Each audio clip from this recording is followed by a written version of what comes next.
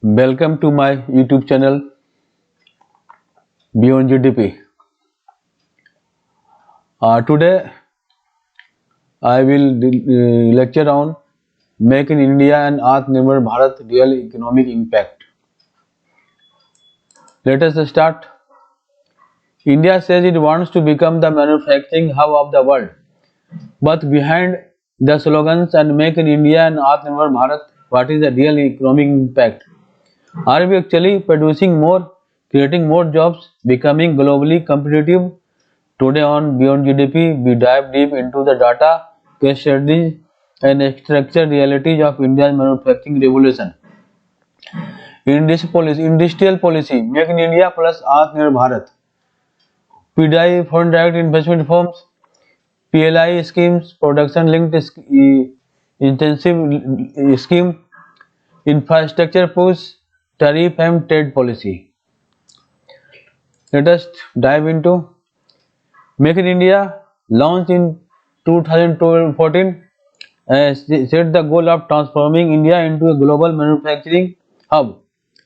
Atmanirbhar Bharat, launched in 2020, aimed at strategic self-reliance during the pandemic through reforms, credit support, and industrial incentives. Together, they form India's most ambitious industrial incentives.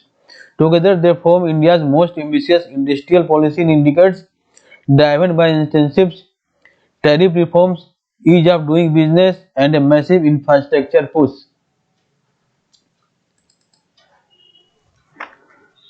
Make in India 2014, it raised manufacturing shares of GDP 25%, attract investment, simplify business rules, and boost exports. Atmanirbhar Bharat pandemic era package focused on self-reliance with fiscal stimulus, credit guarantee, and sector reforms, and a push for domestic production in strategic areas, healthcare, defense, and electronics. Core special instrument, what is PLI? Production linked incentive, cash subsidies tied to incremental production, exports access across select sectors like mobile, pharma, automotive, solar, batteries, textiles, semiconductors, ambitions. PLI, that is production linked incentive, explicitly aims to draw global firms to manufacture in India and to incentivize domestic value addition. Now, what has changed? According to recent government data, FDI inflows for 2024-25 stood at about $81 billion, rising by about 14% from the previous year. Manufacturing FDI alone was around $19 billion, indicating renewed investor confidence in Indian industrial push. But the real story lies in production. The government reports that PLI scheme have attracted investments of rupees 1.46 to 1.76 lakh crore and generated production worth rupees 16.5 lakh crore across sectors plus about 12 lakh job claimed across PLI sectors. Government reports and press briefing indicated continuous scaling of schemes. Under this scheme, production linked schemes, we have to know what is this. PLI, the production linked incentive scheme, is a government initiative that provides financial incentives to companies to boost domestic manufacturing and attract investment in India. The incentive is based on a company's incremental sales of products in India, and the scheme has been extended to cover a wide range of sectors like electronics, automobiles, and textiles. The core goal is to enhance India's manufacturing capabilities, increase exports, and make Indian companies more competitive globally. At the heart of everything is a production linked incentive scheme, cash incentives tied to incremental production and exports. This kind of policy is different from old subsidy models. It does not reward companies for just building factories. He rewards them only for producing more, exporting more, and scaling more. And this is why global giants have been attracted, especially in electronics, pharma, and automotive components. Electronics, mobiles, electronics production has expanded sharply. The government reports electronics production rose from 1.1 lakh crore to 2014 2014 to 15 to 11.3 lakh crore in 2024-25 sixfold. With mobile phone exports and domestic production showing record growth, India is now one of the world's largest mobile manufacturer. These are large concrete wins in targeted sectors, especially electronics, mobile manufacturing, some pharma, medical devices, and select auto companies. But aggregated manufacturing, gross value added, and share in GDP still have room to grow. Gains are concentrated in clusters and large firms. This is the graph showing FDI trend and manufacturing FDI share. Now move to case studies. How policy translated to industrial outcomes. Case study A. A smartphone and electronic ecosystem. What happened after PLI? For large scale electronics, relaxed import and production norms and donor incentives led global original equipment manufacturers, Samsung, Apple suppliers such as Foxconn and others, to scale assembly and component sourcing in India. The most successful case mobile phone and electronics. In 2014 to 15, electronics production in India was around 1.9 lakh crore. In 2024-25, it crossed 11.3 lakh crore, almost 6 times higher. India is now one of the world's largest mobile manufacturers. Companies like Foxconn, Samsung, and Apple's contract manufacture have scaled production, expanded factories, and even began exporting from India. This is making India's biggest and clearest win. What result of this? Rapid rise in mobile production exports, rising electronics production value and creation component manufacturing products, PCBs, camera models, Foxconn and others. Announced capacity scaling and export targets. Government data shows electronics exports and production surged in 2023-24. Critical note: while assembly volumes rose fast, domestic component localization remains weaker. Value capture in complex components is still limited. Prompting further policy semiconductor mission, some component PLI to fill gaps.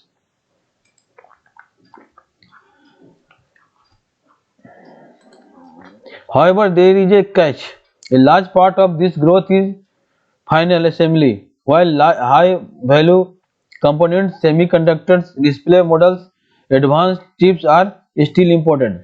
So yes, India has made massive progress in electronics manufacturing, but real value addition, the complete components, still needs deeper domestic ecosystems. Now to move case study B in automotive and EV value, electric vehicle value chain. Next, the auto and EV story. With PLI incentives for auto components and the S battery program, multiple companies announced gigafactory plans. Domestic EV manufacturing accelerated. India now exports some electric vehicle components globally. How this sector is capital incentive. So while exports and output rise, creation is slower compared to labor-heavy industries. PLI for automobile parts and battery ecosystem, intensive alliance with FAME, faster adoption and manufacturing of electric vehicles, a government scheme to promote electric vehicles in India. Several global and domestic firms committed investment for advanced chemistry cell, batteries and components.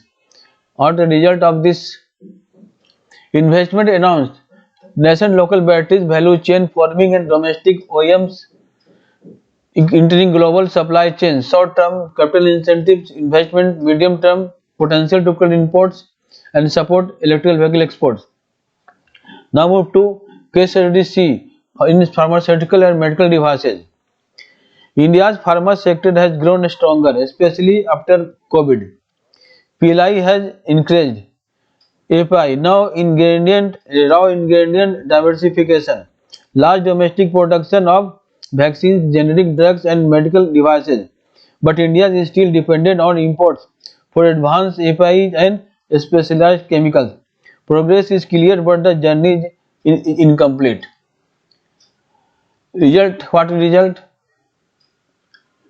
In case study, intensive plus quality upgradation drives plus building domestic API, active pharmaceutical ingredient capacity under Atmanirbhar logic.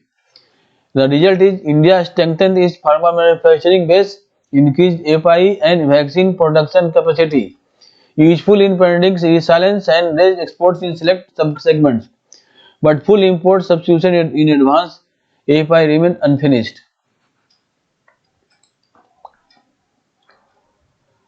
What real impact is strongest?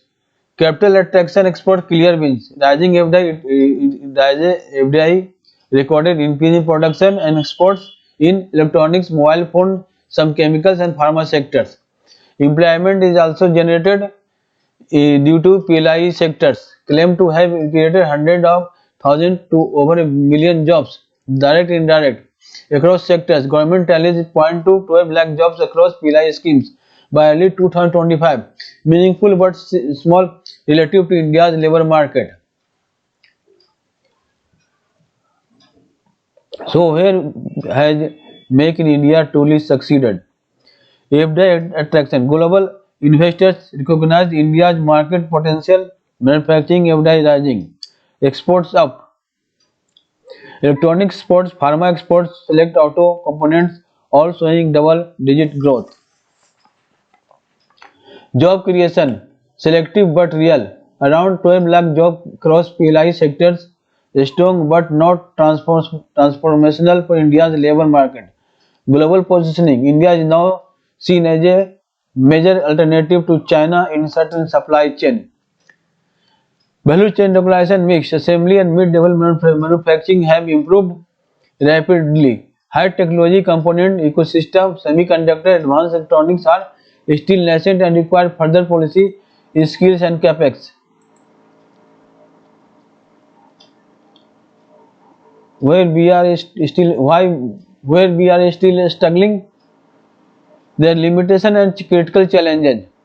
Concentration of gains. Most gains are concentrated in few sectors like electronics, select auto, pharma. Broader manufacturing share of GDP are not yet jumped to the 25% target that is targeted. Structural transformation remains gradual. Job versus capital intensity. Many PLI-led investments are capital intensive. Job creation per rupee invested is lower than labor intensive manufacturing. Turning assembly success into mass employment requires supporting MSME and labor intensive segments. Skill bottlenecks and MSME constants. Domestic supplies and MSME often lack required scale, quality standards, logistics sophistication, and finance to become competitive global suppliers. Fiscal cost and incentive design. PLI involves future scale commitments, careful cost benefit assessment, and sunset clauses are needed to prevent rent capture or deadweight losses. Reuters and government reviews note that some incentives are slow to be claimed and implementation timing matters. There is global risk, geopolitical volatility, supply chain shifts, and trade policy uncertainties. Tariffs, localization rules elsewhere can change investment calculus quickly. But manufacturing as a whole still makes up to only 16 to 17% of India's GDP, far from 25% target. Other challenges include high logistic costs, insufficient research development spending, MSME not fully integrated into global supply chain, skill gaps in precision manufacturing, fiscal burden of incentives if not monitored. Policy design features that worked and why. Focused conditional incentives. By tying incentives to incremental production exports, the policy reduces windfalls and attracts firms that plan scale. This has worked to attract big global OEM. Integrating digital public goods and trade facilitation. Faster customs, improved logistics under Gati Shakti and GST optimization reduce friction for manufacturers. Targeted cluster investments, electronics clusters, auto hubs, and testing labs helped concentrate supply ecosystem for faster spillovers. Here is the honest truth: India's manufacturing surge is concentrated in a few sectors. Mobile, big success, auto components, strong momentum, pharma, good growth. But textiles, toys, engineering goods, and electronics components and household goods, these areas have not yet seen proportional gains. Make in India has worked, but selectively. We are seeing turning partial wins into systematic transformation. For policymakers and researchers, they have to select what are the loopholes in this policy. Seeking to scale impact, consider the following evidence-oriented steps. MSME upgrading programs, massive contestable finance plus skilling and quality labs to make MSME tier 1 suppliers. Focus on test labs, credit and aggregator platforms. Local component strategy. Complement API assembly incentives with upstream component inputs incentives, semiconductor precision components, and import substitution targets that do not violate WTO norms. And skills and apprenticeship is a skill. Should we have to skill and apprenticeship program should be scaled up. Modular vocational programs tied to PLI firms and cluster demand.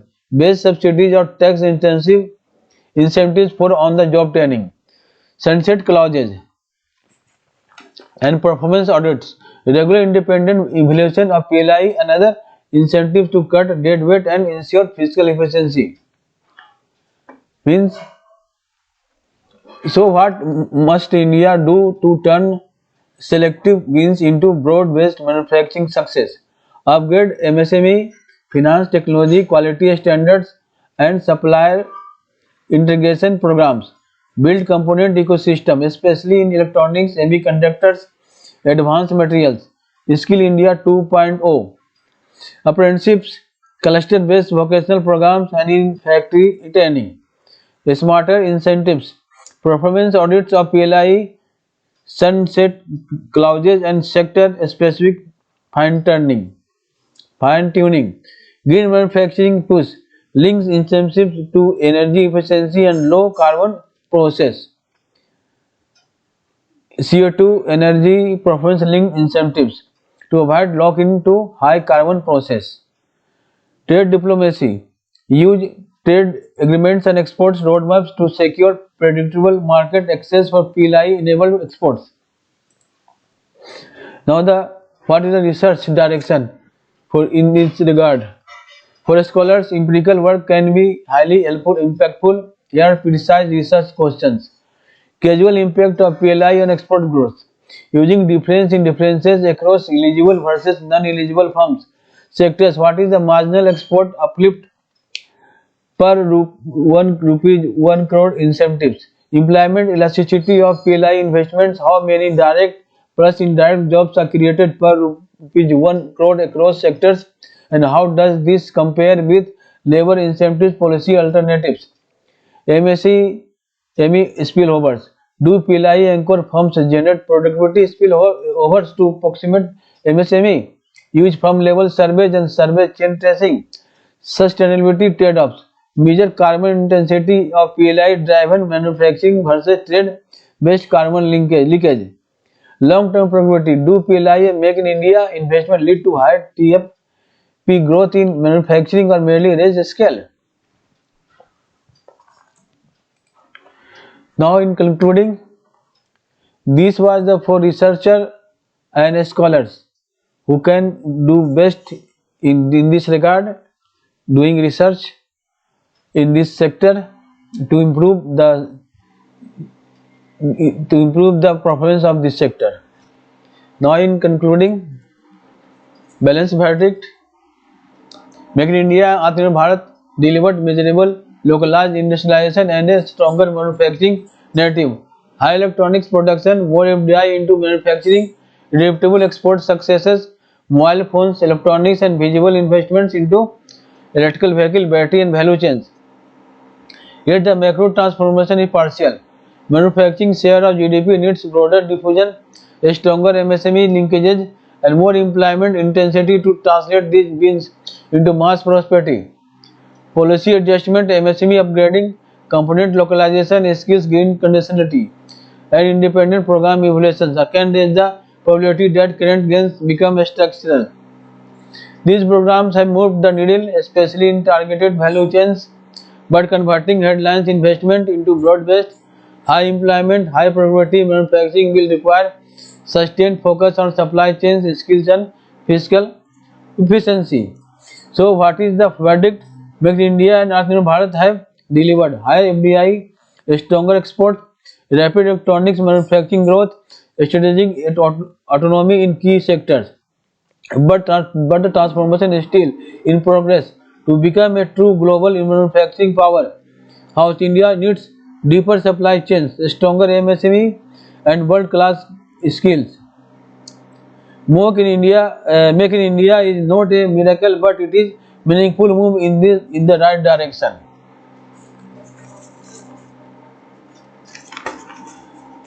If you found this deep dive insightful, hit the like button, subscribe to Beyond GDP, and tell me in the comment box which policy or sector you want me to analyze next. Until next time, keep learning, keep questioning, and always look beyond GDP.